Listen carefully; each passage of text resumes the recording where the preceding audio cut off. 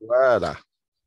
Donc, hey, bienvenue à notre premier live du balado, Les Visages de la peur. Aujourd'hui, on va avoir une table ronde sur les slashers. Je m'appelle Pierre-Luc Lafrance, je vais être votre animateur. Et j'ai la chance d'avoir avec moi trois auteurs confirmés qui ont chacun une expérience directe dans l'écriture du genre. Donc, j'ai d'abord avec moi Frédéric Durand, qui a publié plusieurs romans, plusieurs nouvelles noires, horrifiques et je dirais même oniriques, qui a aussi fait de la poésie, qui a publié en France, au Québec. C'est aussi un professeur, c'est aussi un animateur d'émissions de radio. Puis, entre autres, participé à un livre sur la collection Gore. Moi, j'ai toujours été impressionné. Honnêtement, petite parenthèse ici, ouais, je l'ai à côté aussi.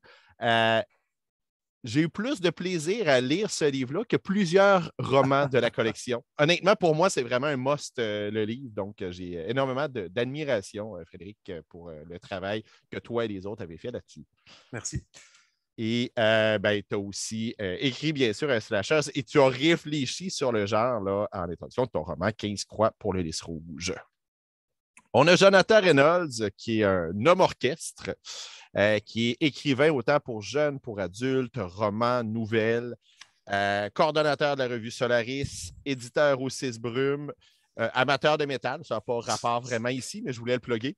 Euh, Ton amour pour le fantastique, pour l'horreur, tu as toujours suivi. Et tu as, entre autres, écrit La Nuit du Tueur, tu as écrit Sam, qui vont se rattacher aux slashers.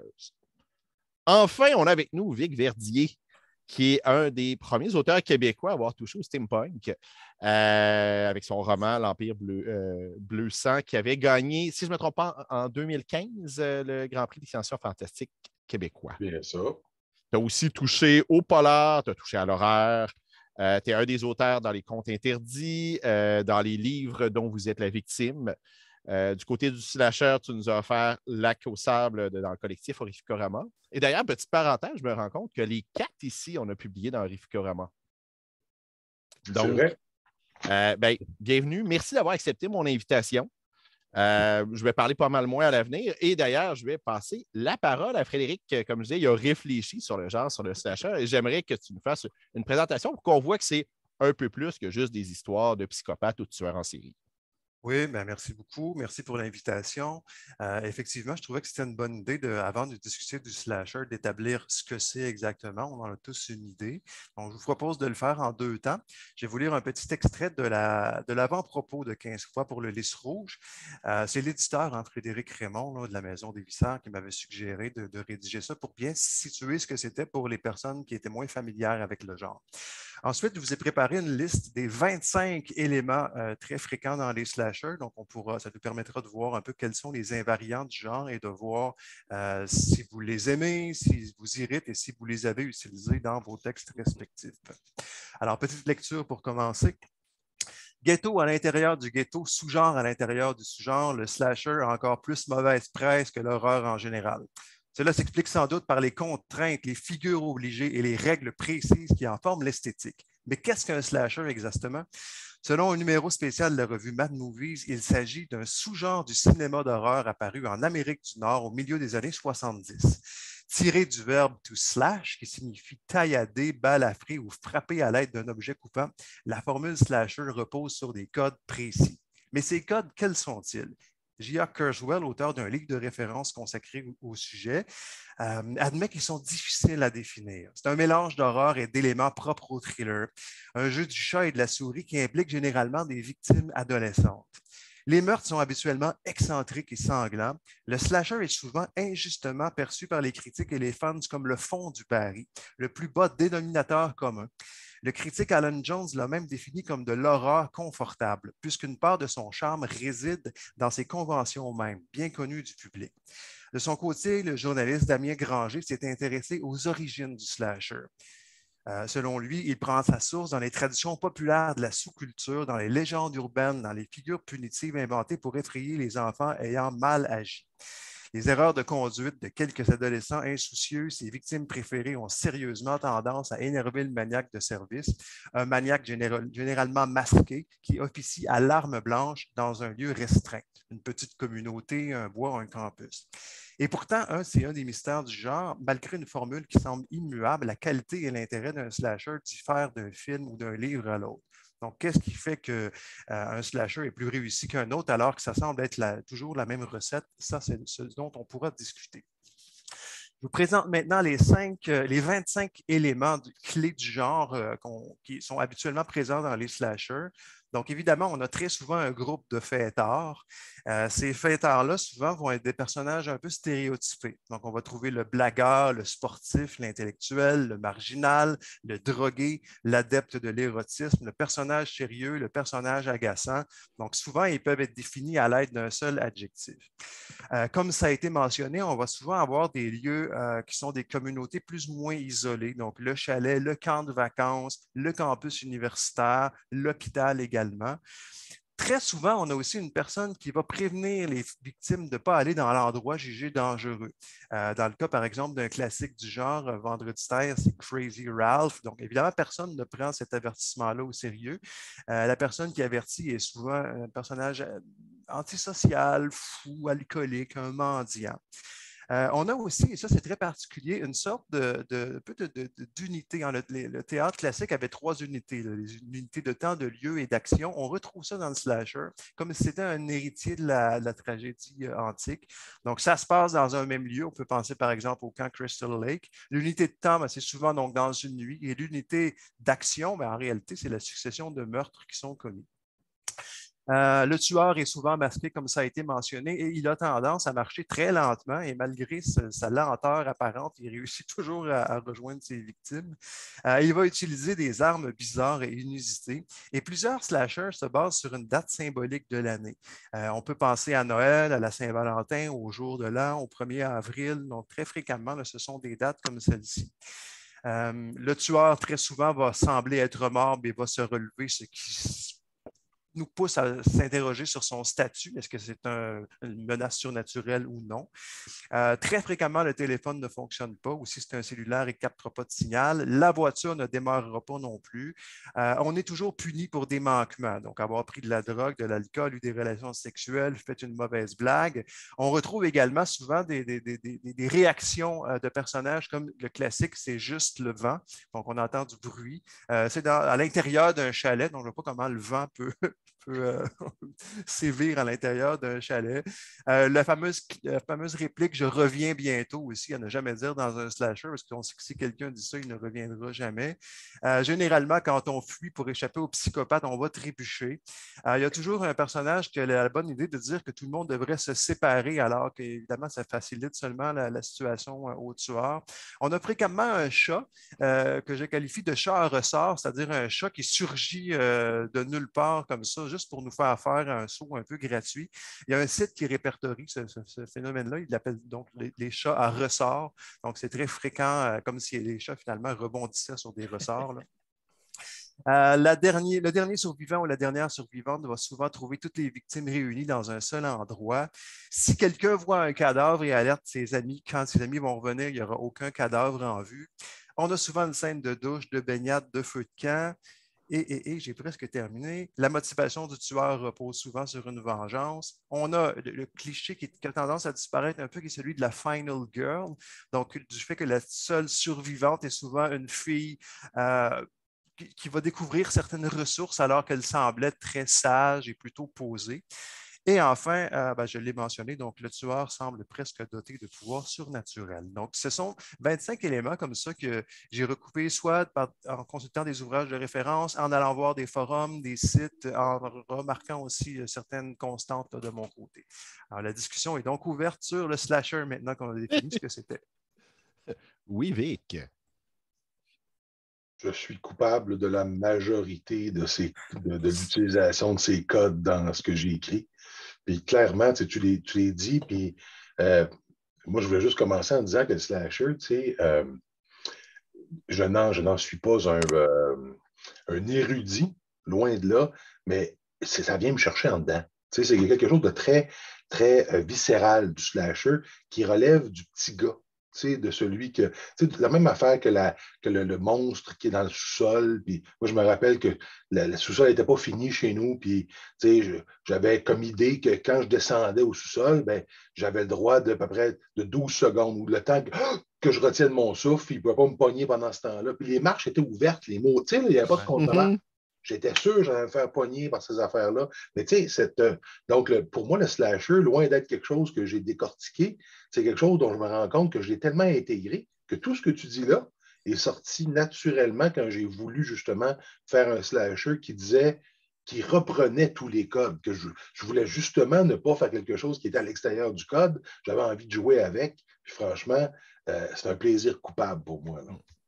Bien, c'est un peu ce que je réalise avec le slasher. Honnêtement, si on me sort la base, si on me sort le code, pour moi, c'est complètement inintéressant. Par contre, il y a des œuvres qui viennent me chercher. Ce n'est pas le code qui est intéressant, c'est la façon dont les gens ont joué avec.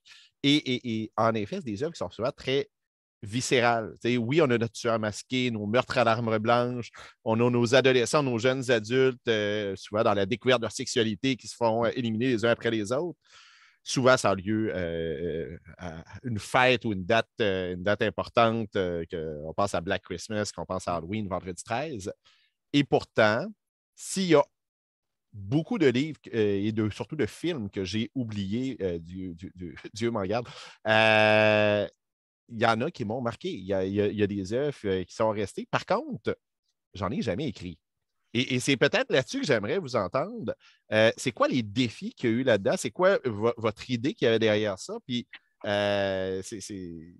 comment ça s'est passé, votre expérience? Peut-être commencer par Jonathan? Hey, mon Dieu. OK, oui, bonne idée. Oui, ben, dans le fond, la première fois que j'avais touché un peu au slasher, mais je ne considère pas que ce livre-là en est un. OK? C'est avec mon roman Nocturne. Je considère que le premier tiers du roman environ, ça reprenait un petit peu ce que moi, je pensais être un genre de slasher. Tu sais, ce n'est pas d'un camp de vacances, ce n'est pas, mais tu sais, bon, il y a le campus, bon, les jeunes meurent un à un. Par contre, ce n'était pas tant sur le fait que, il a couché avec tel ou il a pris de la drogue. Tu sais, c'était pas tant punitif, mais je trouvais que, mais en fait, c'était même pas conscient. C'est que j'avais tellement, comme disait Vic, j'avais tellement intégré ça. Écoute, des slashers, là, je n'ai écouté là, à partir de 12 ans jusqu'à. Bon, tu sais, c'est vraiment ça que je recherchais adolescent et jeune adulte là, comme horreur là, en film. Donc, on dirait que j'ai tellement intégré ça que c'était juste ça qui est comme sorti, bang, ben oui, il faut qu'ils meurent un par un. Puis c'est ça. Il n'y avait pas d'autre logique dans ma tête. Ensuite de ça, quand je suis arrivé avec La Nuit du Tueur, qui est un tout petit livre, je ne peux même pas dire que c'est un roman, mettons une nouvelle, mais qui est sortie en livre. C'est pas, dans ma tête, c'est pas tant un slasher, et pourtant, on pourrait dire que oui, c'est une gang de jeunes, il va y avoir des morts. Par contre, là, je joue un petit peu sur le fait que ce n'est pas un tueur masqué tant que ça. Parce que ça, c'était comme un petit peu la première partie, si vous voulez, de la longue nouvelle Sam, qui est à la maison des Viscères. Donc, on se rend compte à la fin de La Nuit du Tueur, bon, désolé pour le punch, qu'il n'y en ait pas tant un quand vous avez vu Sam, mais c'est ça que finalement, c'est ma personnage principal qui est comme la tueuse et qui dévore en fait ses amis. T'sais. Donc là, on est loin de l'arme blanche et tout. Mais c'est ça, moi, je ne pensais pas dans ma tête que ça s'inscrivait comme un peu slasher, mais en y repensant, ben oui, parce qu'en le fond, les meurtres un par un, dans un lieu en tant que tel, c'est vraiment, ça reprend certains codes alors que j'y pensais même pas en le faisant. Là. Donc, il faut croire que c'était intégré. Ouais. Ben, c'est ça. Non, excuse-moi. Oui, ce que je te dire, c'est pour moi, La Nuit du Tueur, rapidement, quand j'ai eu à dresser une liste d'œuvres québécoises qui réfère au genre, c'était une des choses qui était ressortie. Mm-hmm. Donc, oui, Frédéric. Oui, merci, Jonathan. Évidemment, je pense qu'on va tous se reconnaître un peu dans ce qu'on a dit, puisqu'on a travaillé dans le même créneau. De mon côté, moi, c'est venu du fait d'une des caractéristiques du slasher étant le fait que c'est lié à une date symbolique. Donc, je me suis dit, à un moment donné, c'était à la Saint-Jean-Baptiste. Et je pensais à ça parce que justement, tous les éléments sont là, le côté festif, le côté symbolique et tout ça. Et oui, alors 15 croix pour le lys rouge. Et mais je me suis dit, ça n'a jamais été fait, ça. Puis quelqu'un va avoir l'idée à un moment donné, donc je suis mieux de le faire pendant que personne n'a eu l'idée parce que c'est tellement évident que je m'étonne que personne ne l'ait fait avant. D'ailleurs, j'en parlais à un ami français en lui disant que ça n'a pas été fait pour le 14 juillet. Alors, lui aussi, il avait un certain nombre d'idées comme ça, alors que pour les États-Unis, ça a été fait avec des films comme Uncle Sam, par exemple.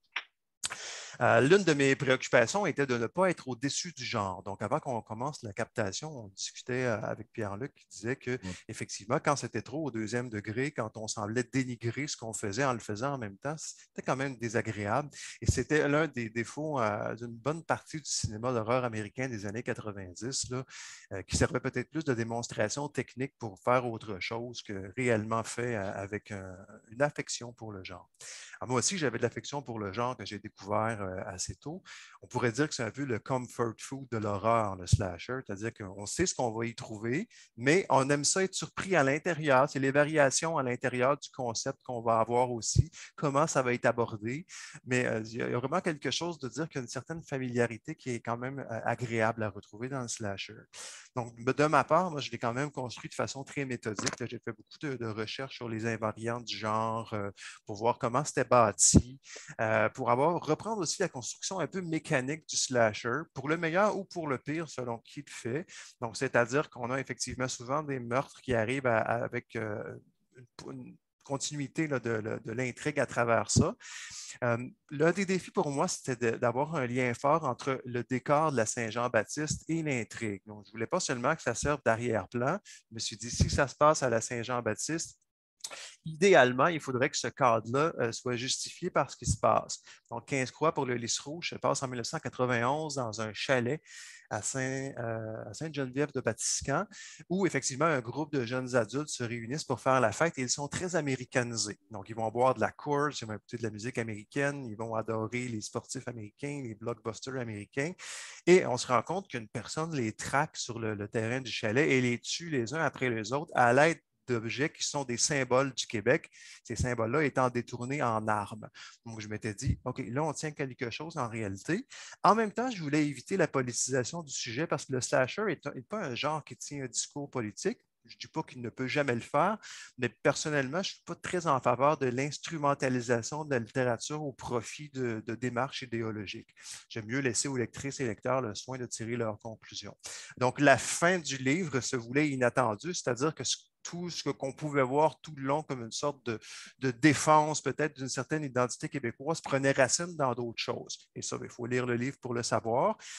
Et l'un des défis a été aussi évidemment de métisser tout ça dans l'univers du Québec, donc d'avoir une québécitude constante dans les dialogues, dans les lieux où ça se passe, dans les préoccupations aussi et dans la recherche d'époque. Donc, oui, ça se passe dans les années 90, qui peuvent sembler quand même pas si loin que ça, mais je me suis rendu compte en l'écrivant que pour me remettre là-dedans, il fallait que j'aille faire, entre autres, des lectures de journaux là, des années, en fait, de juin 1991, pour voir quelle bière les gens buvaient, c'est quoi les succès du cinéma, les succès de l'art, à quoi la mode ressemblait. Donc, plusieurs recherches comme ça là, dans les archives des journaux, histoire de créer vraiment une immersion dans les années 90. Donc, ça a été un petit peu ma démarche d'écriture pour ce projet-là. Merci beaucoup. Donc, Vic, toi, ça s'est passé comment de ton côté? Oui, écoute, comme je te le disais, je n'ai pas été aussi méthodique que Fred là-dessus. J'ai vraiment, je l'ai sorti comme si ça arrivait. Puis moi, le plus gros défi pour moi, c'est que, tu sais, on connaît ce genre-là beaucoup par le cinéma.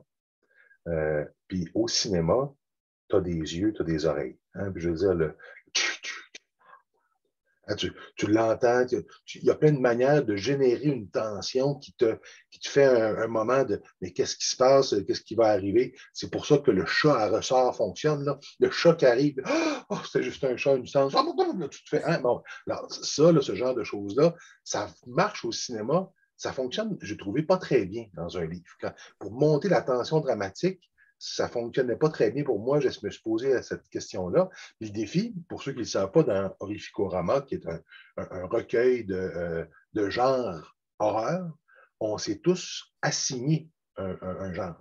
Puis moi, j'ai eu la chance de dire justement à Mr. Bonin, qui s'occupait du projet, de dire, écoute, j'en ai un. Ça a donné que j'avais une nouvelle comme ça que j'avais fait pour le plaisir, puis là, qui était en train de gonfler, et c'était clairement quelque chose que j'avais fait pour m'amuser, pas pour dénigrer, parce qu'être au-dessus du genre, c'est pas du tout ce que je voulais, mais moi, je voulais effectivement avoir des jeunes, je voulais un trip de cul, je voulais un lac, je voulais une vieille folle qui dit qu'il ne faut pas aller au lac, je voulais une histoire, où il n'y a plus personne qui va là, je voulais tout ça, je voulais un chat, j'ai mis un chat dans l'affaire pour de vrai, je me suis amusé avec toutes ces affaires-là, puis ce qui m'a permis, moi, de mon côté, de proposer quelque chose que je trouvais nouveau, c'était que dans les slashers, normalement, tu arrives, là, puis tu suis vraiment les jeunes qui arrivent là, qui font leur trip, qui boivent leur bière, qui s'amusent, tout ça. Et puis, une fois de temps en temps, tu tombes avec peut-être un regard du tueur. Hein, on voit, par exemple, la caméra qui te donne l'impression d'être le tueur qui traque, ou une fois de temps en temps, c'est juste qu'il apparaît tout d'un coup, puis il tue, bon, ainsi de suite. Là, j'ai dit, si je le revire, si je le tourne de côté, qu'est-ce que ça donne?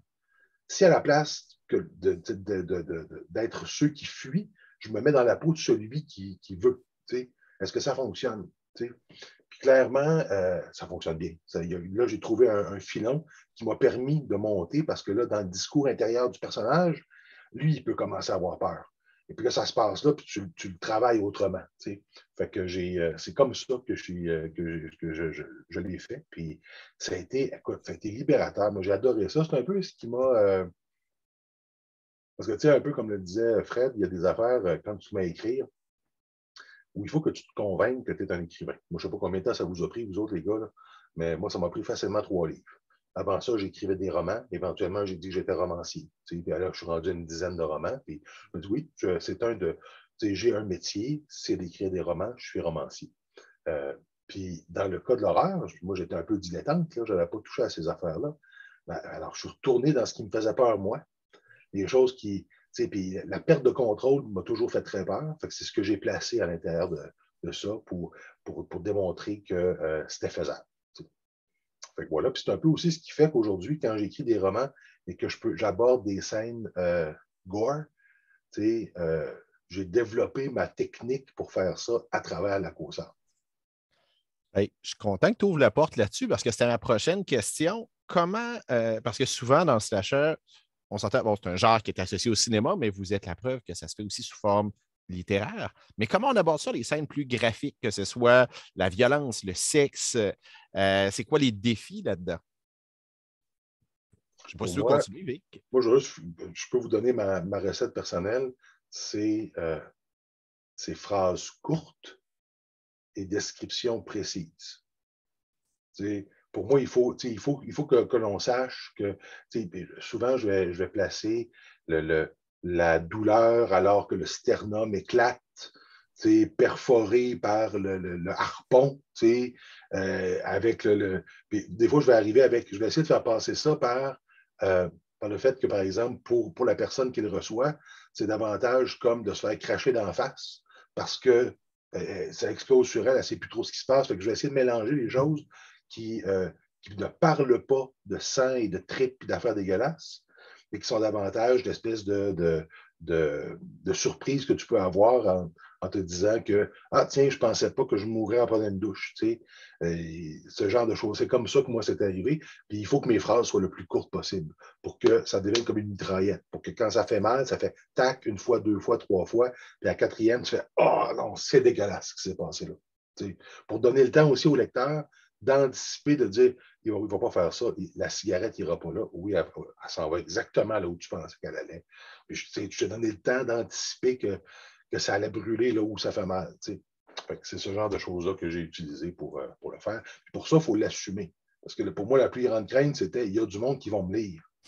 Et là, qui vont dire ça, c'est un malade. Et puis là, arrive la constatation que pour pouvoir apprécier ce genre-là, c'est la même mécanique que de pouvoir l'écrire. Il faut que toi-même, tu sois capable de te placer dans ce qui arrive avec le personnage. Il faut que tu aies peur pour le personnage. Il faut que tu sois en empathie. Puis la première affaire qu'on fait quand quelque chose se produit et que tu n'es pas sûr de ce qui va arriver, c'est d'anticiper la douleur. C'est de quand tu vois la scie qui tourne, là, tout ce que tu te dis, c'est ce que ça ferait si tes doigts passaient à travers. Tu le sais que c'est cette peur-là que je transpose dans le roman. OK. Jonathan? Oui. je vais rebondir sur quelque chose que tu as dit tout à l'heure, Vic. Tu disais la perte de contrôle, tu sais, que c'est quelque chose d'assez effrayant. Ben, dans Sam, donc la nouvelle qui était à la Maison des Viscères, j'ai voulu explorer ça parce que dans le fond, on est à l'intérieur de. Ben, c'est au jeu l'histoire, tu sais. Puis on est dans la tête d'une ado, dans le fond, qui elle est consciente de ce qui se passe, mais elle est comme possédée par l'esprit d'un tueur cannibale qui la fait dévorer ceux et celles qu'elle aime. Tu sais. Donc, j'y avais réfléchi au début, en fait, me disant, est-ce que je fais comme 2 points de vue? La fille, puis là, elle perd conscience, puis là, on est du côté du maniaque, puis non, il faut qu'elle soit consciente, parce que je me suis dit, non, cette perte de contrôle-là était super importante. Oui, c'est peut-être qu'elle soit consciente qu'elle est en train de faire quelque chose c'est malgré ça. elle. Puis elle veut pas, là. Puis elle essaye même à un moment donné de se suicider. Elle dit, écoute, tant qu'elle tue tout le monde de même, je suis plus moi. Tu sais, elle essaie, puis ben non, l'autre veut pas, parce que lui, il s'amuse, là. Fait que tu sais, c'est cette espèce, tu n'es même plus en contrôle de ta propre mort. À un moment donné, tu dis, wow, OK. Puis l'autre affaire aussi que j'ai voulu explorer, précisément avec Sam, c'est parce que dans les slashers, souvent, on pourrait argumenter là-dessus, est-ce que c'est des scènes gratuites ou pas, la violence, ça va toujours. Mais bref, moi, j'ai voulu faire du gratuit. Et écoute, ça, c'est la violence que je mettrais habituellement. On va mettre une couche de plus, puis une autre couche. Ah ouais, là, je vais aller le plus loin que moi je peux. Puis à un moment donné, ben, il y a des lecteurs que ça fait peut-être décrocher, d'autres ça fait rire, d'autres qui ont trouvé ça horrifiant, dégueulasse. Mais bon, bref, ça, c'est propre à chaque lecteur. Tu sais, exemple de ce genre de choses-là, je ne sais plus c'est dans quel film ça, mais je me rappelle de quelqu'un qui tombait en fait, qui se faisait pousser dans une douche, sur la pomme de douche, qui était comme juste un peu de petit tuyau. Puis là, clac, l'affaire rentre dans la tête, ça sort. Mais là, ça rouvre. L'eau, là, tu dis, en plus, ils ont rajouté de l'eau. L'eau se met à couler par les yeux, mais ça n'aurait pas de sens. Là, ça, tu vois, ça, c'est l'espèce d'exagération que permet le genre aussi, puis que moi j'aime bien. Oui. Je me souviens de la scène en question. Oui, tout à fait. De ton côté, Frédéric, comment tu attaques les scènes plus graphiques ou tes limites là-dedans? On peut se demander pourquoi l'horreur a mauvaise presse. Hein? L'horreur n'est pas un genre bourgeois. En fait, comme l'érotisme, et d'ailleurs, c'est bien que tu mentionnes que les deux vont ensemble, ce sont deux genres profondément corporels. Toute une tradition veut nous ramener à la notion d'âme. Tu sais, on est des âmes abstraites. Il y a une pureté là, qui vient avec une certaine désincarnation. Des années de religion nous ont amenés vers ça. L'horreur et l'érotisme ont ceci de commun que ça nous ramène à notre corporalité. Donc, évidemment, je pense que pour rendre ça, que ce soit l'érotisme ou l'horreur, c'est très physique. Donc, on passe par l'incarnation. Ça se travaille beaucoup sur le lexique, entre autres. Bon, Simon-Pierre, le premier mot qu'il a utilisé, c'est le mot précision. Et moi, c'est vraiment comme ça que je le voyais aussi. Loin de d'éluder avec un vocabulaire un peu abstrait, il faut plus c'est concret, plus on va le visualiser. Donc, évidemment, on travaille beaucoup sur la précision, ce qui n'est pas toujours évident. C'est lié dans les associations de mots et voir qu'est-ce qui va le plus nous percuter ou nous faire ressentir ce que les personnages vont ressentir sur le plan, entre autres, des 5 sens. Puisqu'on parlait de corporalité, mais les 5 sens sont directement liés à notre conscience au monde d'être une enveloppe charnelle qui a une psychologie, là, mais qui est quand même, qui ressent constamment ce qui se passe. Donc, ça demande une immersion, en tout cas de mon côté aussi, et ça demande d'être capable de se placer de différents points de vue.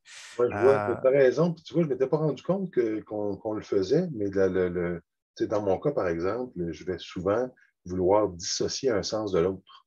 Oui. Par exemple, de faire que tu es en train de voir que quelque chose se produit sur ton corps, mais sur quoi je vais insister, c'est ce que le personnage respire, l'odeur que ça produit, qui vient comme obnubiler le reste pendant qu'on est en train de voir un membre, par exemple, se faire déchiqueter. Puis là, je ne m'attendais pas à ce que ça génère une odeur de brûlé. Tu vois ce que je veux dire comme ça, en dissociant les choses, c'est comme si tu rendais l'affaire un peu plus, voyons, comme si tu rendais les choses un peu plus atroces. Je me rappelle d'avoir même fait un moment où, écoute, des gens se faisaient brûler dans un de mes romans, c'est dans les meutes, puis j'ai juste placé 2 filles qui faisaient des duckface en selfie devant la personne qui brûle.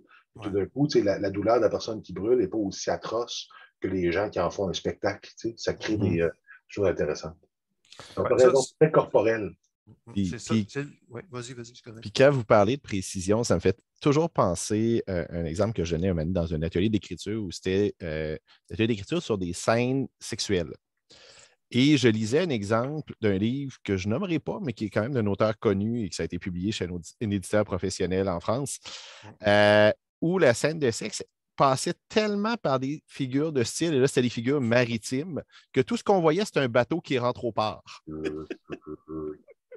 C'est le danger des fois de ne pas vouloir nommer les choses, c'est que l'image dans la tête du lecteur peut être complètement autre chose. Dans le cinéma, souvent, ça, c'est le titre de James Bond où il se rapproche, tu entends juste le « Oh, James! » Là, tu es rendu le matin après. Tu comprends que tout s'est passé, mais tu ne sais pas ce qui est arrivé. Fait que là, tu es obligé d'imaginer tout le reste. Moi, je pense que le plaisir du slasher, c'est justement de ne pas l'imaginer.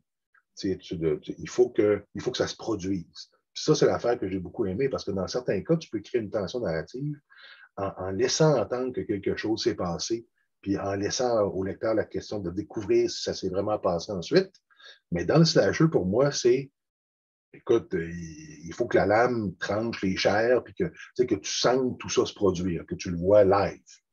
Ça, en fait, je pense que ça vient des origines du slasher. Hein. Le slasher appartient à la grande famille du cinéma d'exploitation. C'est-à-dire ces films moins fortunés là, que les grosses productions qui, pour être capables de concurrencer avec tout le parc de salles qu'on avait en particulier aux États-Unis, devaient proposer autre chose. Donc, qu'est-ce qui coûtait moins cher? Je ne me rappelle plus qui a dit ça. C'est assez drôle, un réalisateur, peut-être Fred Olen. La nudité est l'effet spécial le moins cher.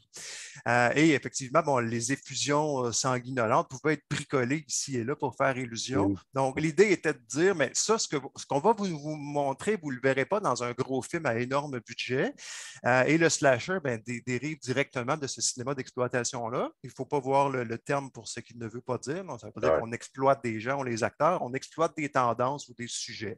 Donc, dans ce cas-ci, c'était exploiter justement le sujet de l'horreur en disant on va l'assumer au complet. Donc, évidemment, mais quand on en lit, on s'attend à ce côté frontal-là. Il y a ce qu'on appelle en sociologie le pacte de lecture. Là. Donc, qu'est-ce qu'on vous promet puis qu'est-ce qu'on vous donne en bout de ligne. Donc, on est parfois déçu quand effectivement on nous a promis quelque chose, un peu comme un battleur de fête foraine qui harangue les passants pour entrer dans une baraque des horreurs, puis à l'intérieur, ce n'est pas à la hauteur de ce qu'on nous promettait. Et ça pourrait nous amener sur qu'est-ce qu'un mauvais roman d'horreur, qu'est-ce qu'un mauvais slasher. Ben oui, on n'en a pas eu peur, ou au contraire, c'est tellement pas décrit, ou c'est tellement pas précis qu'on regarde ça, puis ça ne nous fait rien. En fait, on a l'impression que c'est un synopsis ou un résumé.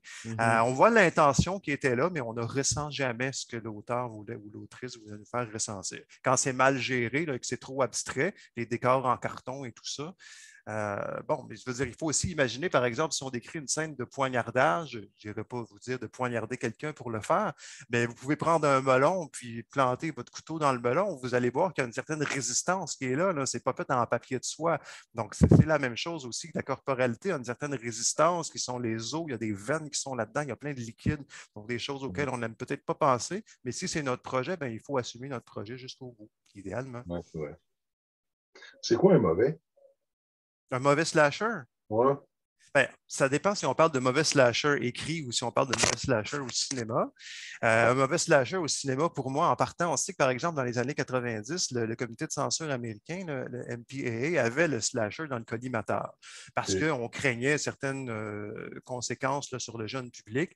Donc, les films se sont mis à être de plus en plus censurés. Un exemple assez éloquent de ça, c'est si vous regardez la saga Vendredi 13 du 1er au 8e, ensuite, c'est devenu autre chose. Là. Vous allez voir que plus on avance, moins les films sont sanglants, plus ils étaient coupés de leur scène de choc. Et on arrive au 8e épisode qui est totalement aseptisé. C'est presque un film grand public. En littérature, ça se joue ailleurs. Donc, pour moi, la littérature, si un slasher est raté, ça va être peut-être plus effectivement, soit pour certaines limites de l'auteur qui n'a pas fait ses recherches. C'est triste à dire, mais c'est comme ça qu'il n'a pas nécessairement le talent ou en tout cas l'expérience nécessaire pour rendre compte de ce qu'il ou de ce qu'elle voulait faire. Donc là, c'est trop abstrait ou comme je le disais, on a une impression de synopsis parce que ça ne se déroulerait pas comme ça. Exemple, si vous avez une scène à plusieurs personnages, il n'y a pas un personnage qui va s'immobiliser, là. Il y a toujours quelque chose qui se passe en arrière-plan. Si on a une scène de bagarre, mais qu'est-ce que les autres vont faire? S'il y a une scène de chaos, ce n'est pas juste les deux antagonistes qui sont là, il faut qu'on voit tout le monde. Donc, ça nous oblige effectivement à enlever l'abstraction que peut entraîner certains processus intellectuels pour dire si j'étais là, qu'est-ce que j'entendrais, qu'est-ce que je verrais, comment ça serait découpé, comme un découpage technique finalement ou une chorégraphie à la rigueur. Donc, pour les scènes de violence, moi, je les vois un petit peu comme ça, effectivement, comme quelque chose de chorégraphié avec des plans. On peut penser à la célèbre séquence de meurtre dans Psychose là, de Hitchcock. Donc, tout est vraiment découpé comme ça au quart de tour. Si on arrive à faire la même chose en littérature, mais là, on voit plan par plan ce qui va arriver, donc c'est beaucoup plus fort. Et Vic, tu mentionnais quelque chose qui est intéressant aussi, c'est la préparation psychologique, là. L'impression de danger imminent qui est là, qui s'en vient, puis on se dit, ah non, non, ça ne s'en va pas là, ça ne s'en va pas là, puis on voit que de plus en plus ça y arrive. Donc là, ça crée une sorte de malaise qui va amplifier la façon dont on va recevoir ça comme lectrice et comme lecteur. Et ça, tu l'as particulièrement bien réussi dans ta novella, dans le Ficorama, où vraiment il y a quelque chose de très malaisant là, dans l'atmosphère et dans une certaine malveillance qui est là, puis plus ça avance, plus ça se concrétise et plus ça se vérifie. D'ailleurs, on a parlé beaucoup de mauvais slashers en termes d'exécution, mais pour moi, c'est souvent une question parce que je ne nommerai pas, mais des choses que j'ai lues, entre autres, dans la collection Gore, où les scènes horribles étaient bien réussies, mais il n'y avait pas la progression qui m'emmenait vers là, donc ça devenait un peu banal. C'était, OK, il l'a déchiré, il l'a détripé, il a enlevé ses tripes, il a mis ses tripes, il l'a entouré avec, il l'a... OK, mais je m'en fous. Ouais. Parce qu'il n'y a pas soit des personnages auxquels je me suis attaché, ce qui est un peu plus rare dans Slashers, ou encore une progression qui m'emmène vers ça. Mais j'ai besoin d'avoir au moins un des deux. Ouais. J'ai besoin soit de me préoccuper de ce qui arrive au personnage, soit d'avoir un build-up qui m'emmène vers quelque chose qui fait que je vis des émotions. Parce que la scène sanglante seule peut être très mauvaise. Mais tu vois, moi, je pense que encore une fois, comme consommateur de ce genre de choses-là, qu'est-ce qui nous fait, c'est quoi la phrase qu'on a dans notre tête qui alimente le slasher? La vaste majorité du temps, c'est « va pas là, fais pas ça, non, fais pas ça, va pas là ». Est-ce que le cinéaste ou le romancier t'a amené à comprendre que toi, tu sais que ça va mal aller, là. Tu es au courant que ça ne marchera pas. Tu te dis, je n'ai pas envie de voir, je l'anticipe. Fait que si tout d'un coup, ce genre de choses-là ne se produisent pas, tu n'as pas ça. Puis, je me rappelle d'avoir écrit des choses qui, finalement, traitaient de deux manières différentes. Il y en a un qui aurait pu être un slasher, puis l'autre qui ne l'est pas. Par exemple, quand tu sais que quelqu'un va se faire renverser par une voiture, c'est une chose de dire, bon, je le vois là, il accélère, l'autre est en train de traverser, il regarde son téléphone, il va arriver quelque chose. Là, tu le sais, là, ce que tu te dis, c'est va pas là, traverse pas. Là, tu sais qu'il va arriver. Mais tu peux aussi le traiter comme quelque chose où tu es du point de vue du gars qui roule, puis qui est en train d'avoir des pensées sur quelque chose d'autre, puis tac, tout d'un coup, tout ce que tu as, c'est des éclats de verre et des choses comme ça. À ce moment-là, tu n'es pas du tout dans le slasher. Tu es simplement dans l'accident, dans la surprise. Fait que selon la manière dont tu le traites, tu vas avoir deux types de façons de voir les choses. Fait que pour moi, quand tu dis d'avance à ton lecteur, regarde là, ça s'en vient. Tu lui donnes l'occasion de se dire qu'il ne veut pas que le personnage le fasse. Normalement, je pense que tu es arrivé à la bonne place. Fait que finalement, le lecteur ou le spectateur devient un complice du tueur. Pour moi, oui. En tout cas, vous autres, qu'est-ce que vous en pensez, Jonathan, Fred? Rapidement comme ça, est-ce que je t'ai coupé, Frédéric? Non, vas-y. Okay. Rapidement comme ça, moi, il y a quelque chose qui me venait en tête quand tu as dit complice. En fait, c'est que moi, souvent, en tant que spectateur ou lecteur, c'est que je deviens un voyeur. Parce que qu'est-ce qu'on a? Des scènes de sexe, des scènes de meurtre, puis tu veux voir. On en parlait tout à l'heure, je me souviens plus si c'est toi, Frédéric, ou toi, Vic, mais c'est l'exposition à la corporalité, l'exposition à ce qui se passe sans censure, en tout cas. Mais bref, on devient un voyeur et c'est consentant des deux bords. L'auteur ou le cinéaste le sait, ça. Et le spectateur, il s'attend à ça. Comme tu parlais, Frédéric, c'est un contrat, comment on dit ça? Un pacte de lecture. Oui, un pacte de lecture, c'est ça. Donc, c'est exactement ça. Quand que je sais que c'est là-dedans que je m'enligne, c'est parce que je veux voir. Donc, bref, c'est ça qui ne me pop pas en tête.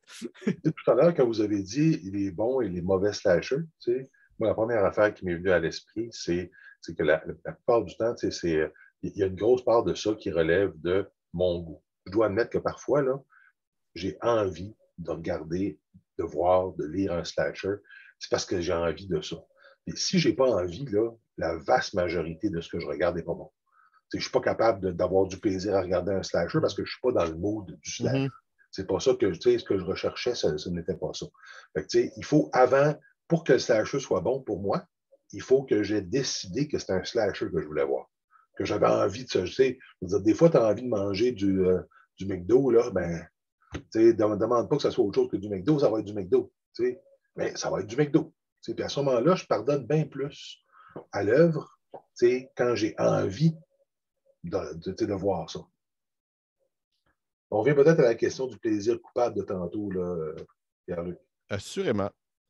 Est-ce que vous avez des suggestions de livres, de films, des slashers qui vous ont marqué? Parce que on a parlé du bon, du pas bon, mais on est resté abstrait. Mais concrètement, est-ce qu'on a des choses à proposer? Oui, mais je ne sais pas si les autres veulent commencer. Là. C'est comme vous voulez. Vas-y, Frédéric. Bon. Alors, les slashers littéraires, ben oui, c'est moins connu. Donc, je vais commencer avec deux précurseurs. Hein. Le premier peut avoir l'air pas.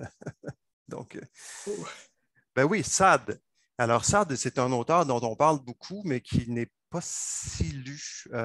Souvent, les gens ont lu La philosophie dans le boudoir, puis ça a fini là. Ouais. Il a vraiment écrit des romans d'horreur. À l'époque, Juliette, c'en est un, c'est horrifiant. Et il y a plusieurs passages où Juliette, avec ses amis, décide de partir dans des expéditions meurtrières, là, où ils débarquent dans les maisons les unes après les autres pour massacrer tout le monde. Donc, évidemment, ce n'est pas un slasher stricto sensu, c'est-à-dire au sens où on l'entend aujourd'hui, mais il y avait déjà un peu l'idée en germe derrière ça. Si on remonte un petit peu plus près de nous, un roman assez peu connu qui s'appelle La mort au vif, paru en 1954, nous présente des personnages en croisière comme ça qui vont se faire tuer les uns après les autres par un mystérieux assassin. Parce qu'on a souvent aussi le côté mystère dans le slasher, j'ai oublié de le mentionner. Donc, l'identité du tueur est souvent, pas dans tous les slashers nécessairement, là. Il y en a où on sait c'est qui, mais il y a une bonne partie qui remonte au whodunit à la Agatha Christie, à savoir qui a fait le crime. Donc, on retrouve ça là-dedans. Par la suite, effectivement, comme Pierre-Luc le mentionnait, plusieurs romans publiés dans la collection Gore au Fleuve Noir entre 1985 et 1990 sont des slashers, donc j'en ai 4 pour vous. Ici, on a un roman de Jack Ketchum qui s'appelle Cache-Cache effroyable. Jack Ketchum. Cache-Cache effroyable. Oui, Cache-Cache effroyable avec le vilain chien. Oh, c'est un titre qui a l'air un peu risible comme ça, mais il faut savoir que Jack Ketchum est quand même un écrivain très, très efficace dans le genre, bien que celui-là est plus ludique. Il y en a également un qui est paru chez Brajlon, qui s'appelle Morte saison, où on retrouve le même motif là, que ce qui a inspiré Wes Craven pour la réalisation de son film La colline a des yeux. Toujours en Gore, Neige d'enfer de Norbert Moutier. Norbert Moutier, c'est un réalisateur et journaliste et écrivain français qui est décédé malheureusement de nos jours. Il avait un fanzine qui s'appelait Monster Beast également. Gilbert Galerne, Camping sauvage, donc le titre est quand même tout un programme assez clair, et toujours de Norbert Moutier, Les Carisseurs de Soho. On a eu une collection sœur à la collection Gore, c'est-à-dire une collection qui n'a pas duré très longtemps, qui s'appelait Maniac, dont les pages couverture étaient quand même assez perturbantes. Donc, on a l'adaptation ici d'un roman d'un film de John Russo qui s'appelle Crève, Majorette, Crève. Majorette. Oui, c'est pas à mettre entre toutes les mains. Et ça, c'était le film de Majorette. On a eu également une collection qui s'appelait Frayeur au Fleuve Noir, donc des petits livres comme ça. Je n'ai pas celui dont je voulais vous parler qui s'appelle Déviation. Donc ça aussi, très souvent dans le slasher, on a des personnages qui ne prennent pas la bonne route et qui se retrouvent là où ils ne devraient pas dû se retrouver. Ce qui a pris le relais par la suite de Gore. Qu'est-ce que je fous ici? Si seulement je n'avais pas eu cette crevaison. Il y a tout le temps une espèce de... Puis j'ai même pris l'accent français parce que c'est souvent doublé. Mauvaisement doublé, oui. Effectivement. On a plus près de nous la collection qui n'existe plus, qui s'appelle Trash, donc 20 volumes, Nuit noire de Christophe Siebert. Donc, il y a eu le prix SAD avec ce livre-là qui a été réédité sous le titre de Métaphysique de la viande, 2 romans comme ça, extrêmement dérangeants. Une nouvelle collection a vu le jour récemment en France chez Zone 52, c'est la collection Carnage, avec de très belles pages couverture. Ils n'ont pas encore publié de slasher, mais ça ne m'étonnerait pas qu'on en voit. Je termine ce petit tour d'horizon avec 10 000 litres d'horreur pure, un roman de Thomas Gunzig, un auteur belge, c'est paru au Diable Vauvert. Donc, c'est vraiment un slasher dans la pure tradition, même si dans la deuxième partie, il nous réserve quelques petites surprises. On aurait également, j'avais dit 2, il m'en reste 3 en fait, donc Maudit de Edward Bond chez Coup de tête. Peut-être que Jonathan ou les autres, vous pouvez en reparler plus longuement. Ma compagne Ariane Gélina a écrit un bel hommage au Giallo qui était publié à l'origine dans la revue Alibi. Attends un peu, là, pour les hommes et les femmes de bonne volonté, là, le Giallo, qu'est-ce que c'est donc, Frédéric? Ouais, le Giallo, en réalité, ce sont des... là encore, c'est un genre, au départ cinématographique, qui a eu ses heures de gloire en Italie dans les années 70. Giallo voulant dire jaune, c'est-à-dire que c'est la couleur de la page couverture de ces thrillers là, qui étaient vendus en Italie par l'éditeur Mondadori. Ils vont tous nous donner de l'information. Oui, c'est ça. Ben, en fait, puis ça ressemblait un peu au slasher dans le sens où souvent il y a des meurtres répétitifs qui sont commis avec une enquête policière. Le slasher est une version un peu, moi je pourrais dire, un peu simplifiée là, du giallo, tout comme le disco est une version simplifiée du funk. Et la nouvelle d'Ariane Gélina donc, se retrouve dans Criminel.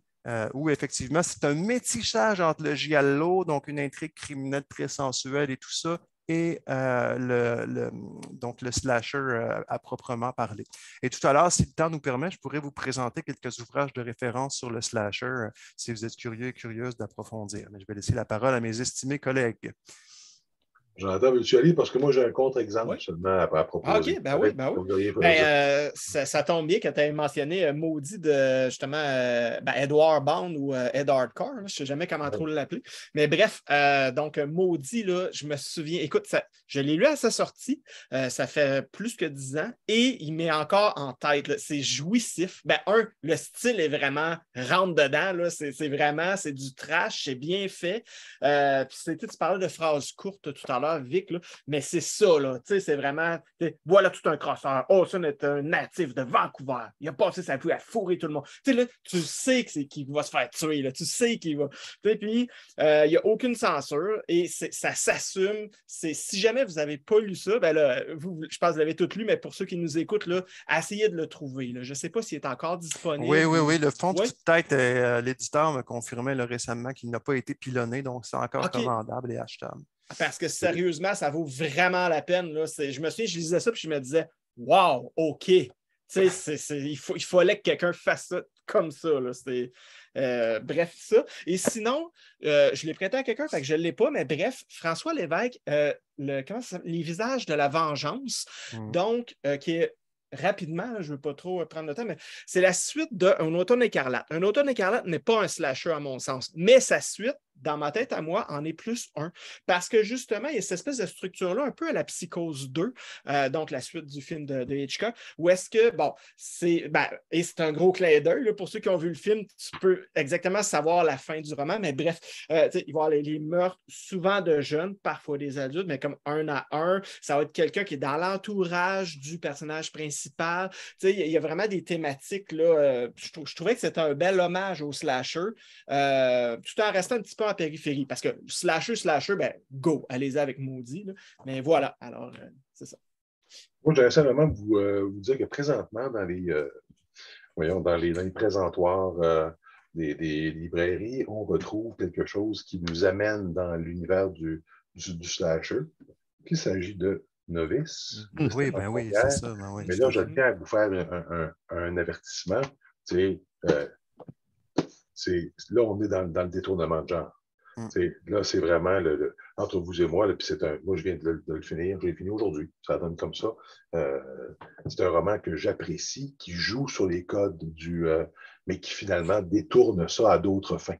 Alors là, c'est plus si vous avez le goût d'être dans ce sentiment-là, mais de vous permettre de faire quelque chose qui est un peu différent, c'est parce que ça ne sera pas la satisfaction de de la scène gore que vous allez trouver là, c'est bien d'autres choses, notamment toute la question du droit à la déconnexion, puis du problème que nous amène notre monde de réalité virtuelle. Mais mise en garde, si vous vouliez avoir peur, c'est pas là qu'il faut aller. Si vous voulez avoir un bon roman, c'est quand même quelque chose de vraiment très bien, moi je le recommande, mais juste pas pour avoir le feeling du meurtrier puis avoir peur. C'est pas pour ça. C'est très drôle parce que j'avais sorti moi aussi pour répondre à ma propre question. J'avais sorti Maudit, j'avais sorti Novice, j'avais sorti Collection Gore, Collection Trash, Collection Carnage avec le même avertissement qu'il n'y a pas de slasher proprement dit, mais qu'on s'approche quand même de l'esthétique du slasher. Donc, c'est quand même drôle de voir qu'on s'est rejoint là-dedans. Je m'en voudrais, parce que j'ai la chance d'avoir 3 écrivains avec moi, je m'en voudrais de vous quitter avant que vous me parliez de vos projets, de vos nouveautés. Qu'est-ce qui se passe là, pour chacun d'entre vous? Donc, Vic, veux-tu commencer? Oui, je peux commencer. Bon, écoutez, là, j'ai eu la chance de produire beaucoup dans les 2 ou 3 dernières années, et même de republier certains romans qui retrouvent un peu leur public, notamment Émeute qui a repris vie chez ADA et L'Empire Bleu Sang qui renaît également chez Alire. Ça, c'est ce qui se passe, je dirais, de manière immédiate. Puis là, ça sur quoi je travaille présentement, là, je me sens un peu comme un vieux crouton parce que j'ai toujours eu plusieurs ronds sur le feu, plusieurs petites affaires qui sont à simmer, comme on dit, hein, tu le mets à tout petit, puis il bouillonne à faible bouillon. Et là, présentement, les 2 qui sont les plus proches sont en fait des romans qui sont dans l'univers de 2 autres de mes romans. Je veux faire une suite à Cochon Rôti, qui est un polar. Puis là, on s'en va un peu plus loin avec la question de face de bœuf. C'est comme ça que ça va s'appeler. On est sur le thème des faces de bœuf. Il y a quelque chose qui va se passer là. Puis, de l'autre côté, je veux exploiter l'univers de l'Empire Bleu Sang et puis proposer quelque chose qui serait probablement un roman noir qui se passerait dans les années, à la fin des années 40, début des années 50, à Québec, dans cet univers débile mental de mon Québec, Gotham City, métropolis. Là. C'est vers là que je m'en vais. T'sais. Voilà. Génial. Jonathan, il se passe quoi de ton côté? Moi, je suis dans la 100e version. Je suis tellement lent quand j'écris.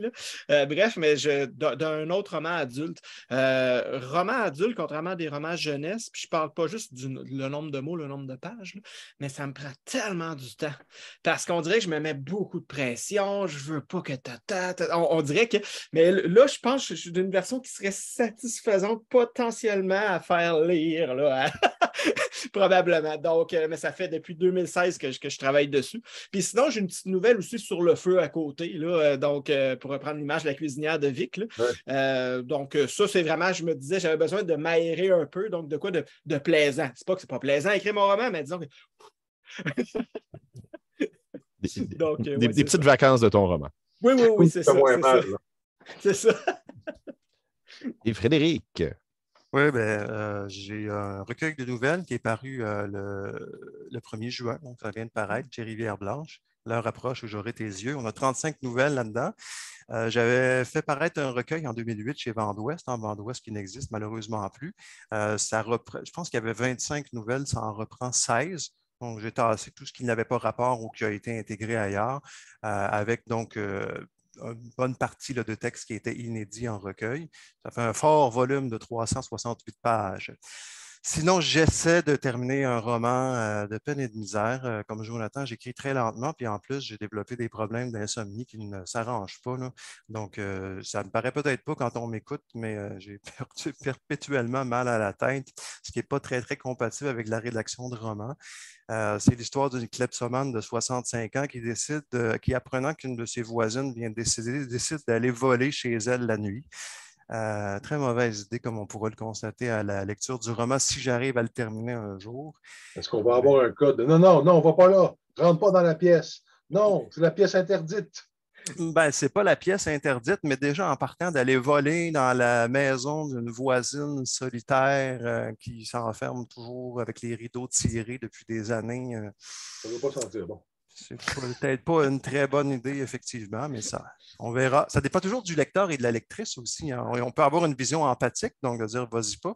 On peut avoir une vision qui ne l'est pas du tout en voulant qu'il y ait. C'est ça, Une vision sadique. Oui, donc ça dépend de d'où on part en réalité.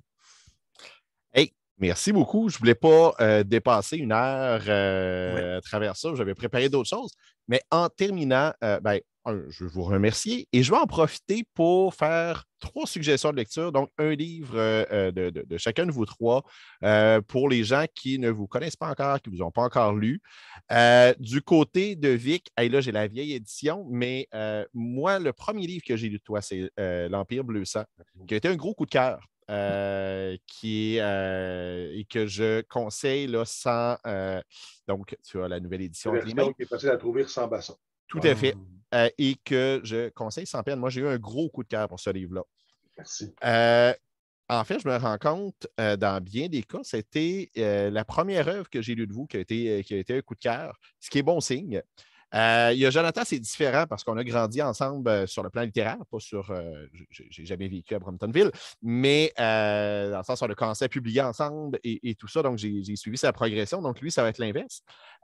Lui, c'est son roman pour adultes qui est dans ce que tu as publié de plus récent, même s'il y a d'autres choses qui ont paru depuis. Donc, Abîme, qui a été un gros coup de cœur aussi, que je conseille sans peine. Je suis un lecteur régulier, dans le sens que je lis tous les jours, mais je ne suis pas quelqu'un qui dévore un livre en une journée. Moi, je lis mes 50 pages par jour, 365 jours par année. Je suis régulier comme une horloge. Et celui-là, je l'ai lu en 2 jours. Donc, ça veut tout dire. Et du côté de Frédéric, c'est ce que j'ai lu en premier de toi, Au rendez-vous des courtisans glacés, qui a été un gros coup de cœur. Par la suite, tu parlais de ton recueil chez Vent d'Ouest. J'hésitais entre les deux. Je ne sais pas si tu te souviens, à l'époque, j'avais fait. Oui, j'avais lu beaucoup. comme critique. Oui. Et j'avais eu un très, très gros coup de cœur. Je trouve que tu es un des novellistes les plus accomplis au Québec.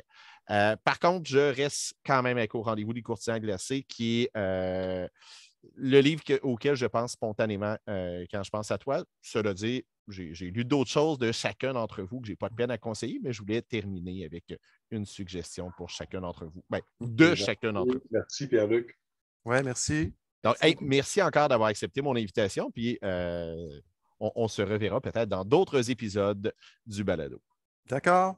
Merci. Au revoir, les beautés. Bonne journée. Bonne journée. Salut, bye.